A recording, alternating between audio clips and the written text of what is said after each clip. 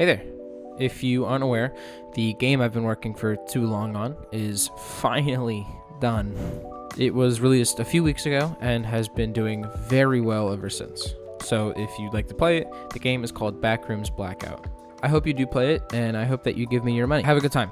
I hope you have a good time. Right, well, this isn't going to be a typical devlog. I won't exactly be going over the development process for these last... Whoops. Mostly because I can't remember what I did. So I thought something fun to do as a last video for Blackout is to go over some fun things about the room that not many people know. Basically just some fun facts. Okay, so some people might know that we have a leaderboard for the game. This showcases the highest total scores of players with the highest level, donations, and total time spent in the room. During early development, I showed my friend Rain the game, and he wanted to be number 1 on the leaderboard, more specifically, the level leaderboard. So from then to this day, he is now level 50,002. So there's a few photos on RecNet floating around of him being level 50,002, which is pretty fun. I ended up having to make a system specifically saying that if he joined the room, to set his leaderboard stats to 0. My most popular photo on RecNet is a photo of the portal with some film. I don't know, I was just bored one day, decided to take a neat looking photo, and it looks like other people thought it was neat too. As of writing this, the photo is sitting at 45 cheers. There are a few features in Blackout that went through a ton of development and revisions, one being black mold. Rick and I had some very big and pretty cool plans for mold. One idea was to have nests that would spread spores through the air and could also spit out bugs that would infect you that way, but unfortunately it just costs way too much ink and chips.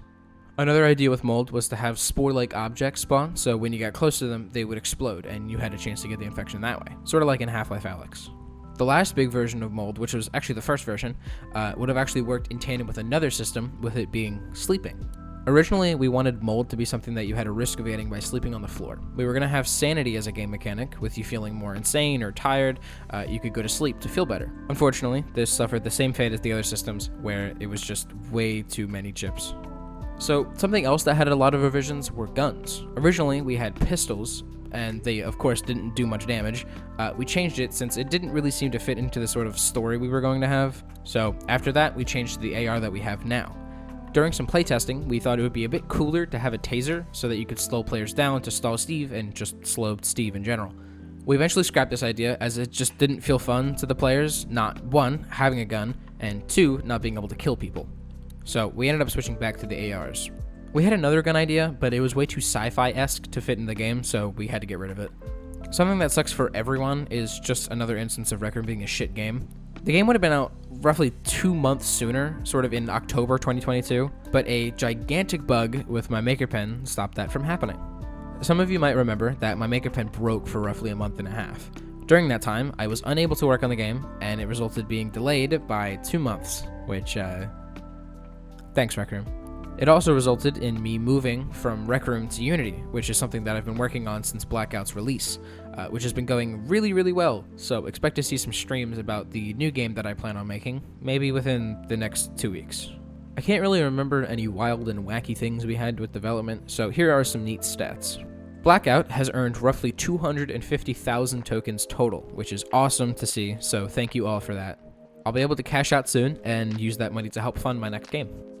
For those who are unaware, I've been streaming development of Blackout for almost the entirety of its development. The total time I streamed development is 23 hours, 23 minutes, and 18 seconds. So almost a full day's worth of content, which I think is pretty cool. The total chip count of every public subroom in Blackout is 4,373 chips. And the ink is 258.61%. The total chip count just in the actual game room is 2,887. So, yeah, we really are pushing the limits with Rec Room. I can't think of anything else to add to this list, so I guess I'll just end the video here. Remember to keep your eye out for new dev streams with Unity. So, thanks for watching. See ya.